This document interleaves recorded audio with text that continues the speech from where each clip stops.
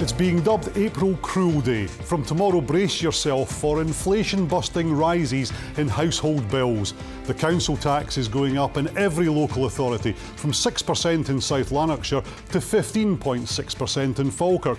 Water charges will jump by 9.9% across the board, while the energy price cap is going up by 6.4%. On top of that, we're also going to have to pay significantly more for broadband and mobile contracts, train tickets and the TV licence. That will leave a lot of people struggling to make ends meet. Is there anything we can do to beat the bills? We got some advice from the personal finance experts Fergus Muirhead and Tina Matembe. So council tax and water rates is the biggest increase for most people. There's not really anything much you can do about that, is there, Fergus? Well, it's short of moving house. If you decide that you're paying too much council tax, then the only thing you can do, assuming you're paying the right amount of tax for the house that you're living in, is downsize and go somewhere that's in a lower band and cut your bill that way. But there are certain things that we have no control over. We just have to pay what we're told to pay, unfortunately. Any ideas, Tina?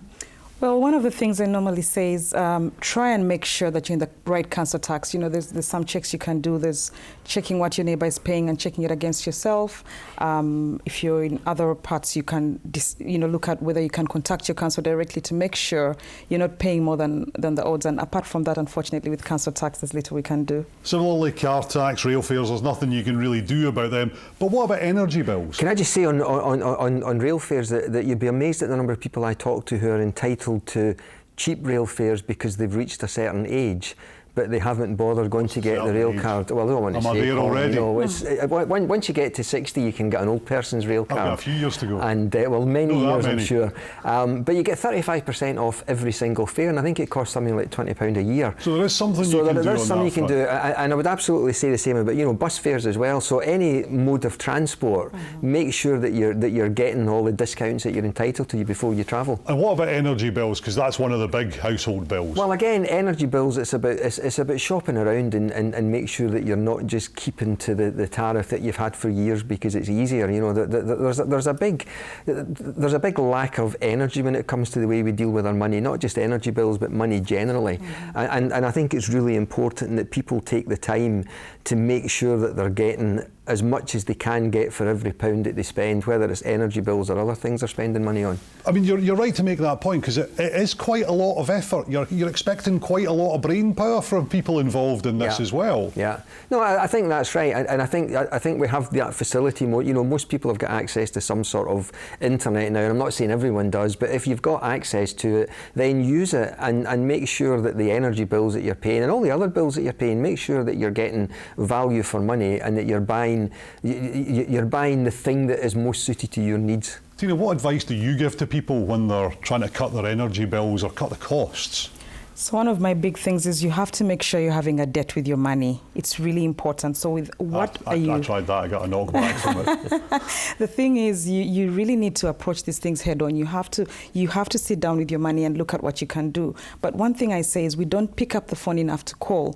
There's a lot of things that we could be doing. There is things like, there's energy vouchers that I've heard about recently, where Scottish Power or some of these people may be able to give you a voucher if you're struggling. There's a rent-a-room scheme that the government has introduced. You get up to £7,500 tax-free if you rent out a spare room in your house. Sit down with your money and think, what can I do to bring more in? Because you really need to be getting money in, and that's the only way you can keep on top of things, and avoiding the problem doesn't help. Fergus, what about food costs? Because that's a big part of the cost of living that we're seeing at the moment. I mean, is that just a case of shopping around as well? Again, I think it is very much a case of shopping around and make sure that you're, back to the phrase I used last time, make sure you're getting the most for every pound that you spend, and make sure that sometimes if you buy three because you're only paying for two, you only need one, and you're actually wasting money instead of saving money. So don't buy three for the price of two just because you think you're getting something extra unless you absolutely know that you're going to use them all. But be wise, be clever when you're shopping. Saving money sometimes is not about stopping spending money, and I think that's a really important point to make, because sometimes, people like Tina and I are seen as really negative, and it seems as if we're telling people to stop spending money, but that's not what we're trying to do. What I'm trying to do when I speak to people is tell them to spend money more efficiently and more cleverly so that they get more for the money that they're actually spending. And what about broadband, mobile phone costs? That's something else that we're going to see going up tomorrow. Absolutely. One thing I say, another thing that I'm big on is, are you having the best deal on the table? Again, with broadband and phones, I'll use myself as an example. A few months ago, I changed my plan from an individual plan onto a family mobile plan. We saved £45 as a household. We're not using our communities together. We're not making it fun. In my house, I'll sit down and say, guys, we're going to clean out the pantry this month, so we're not buying any more dry foods until the pantry's done out. Saving money doesn't have to be dreary and dry. And also having a goal in mind, like think about a way to reward yourself later. Maybe all the money we save is going to go towards a holiday, so that it doesn't feel like all doom and gloom. But there's a lot of things that we don't do. We don't take enough use of family plans. You have 3 siblings who could be on the same, have sharing a subscription as a family subscription, and each of them is forking out the same amount of money. So how can you creatively make sure that your money is working the hardest for you? Because while it's in your possession, you're in charge. The moment it goes out, it's gone. Any other tips on that one, Fergus? Yeah, I saved a chunk of money recently because my son and my wife and I all insured our cars with the same company under a family plan, and, yes. and just things like that, just being clever about the money that you're spending. And Tina, you say that sometimes people are embarrassed to come and seek help on this kind of thing from you.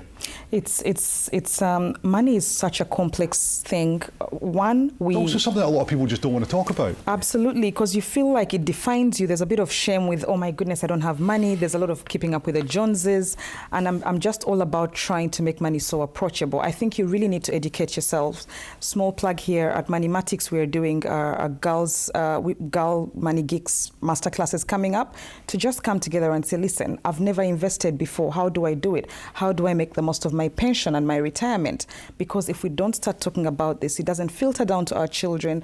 We are ashamed about things that should be common knowledge. And Fergus, briefly, you're talking about saving money as well, that we just don't do enough of that as people across the country. Yeah, well, Tina just picked up there on pensions, and pensions and ISAs are really tax efficient. But we're not having a great time with tax at the moment. The government is not increasing the rate, the rates at which the tax kicks in a lot of cases, which means a lot of us are paying more tax. One way to deal with that is to make sure that as much of our savings as possible is in ISAs. We're putting money into pensions because they're all tax efficient investments, and again, they're worth thinking about.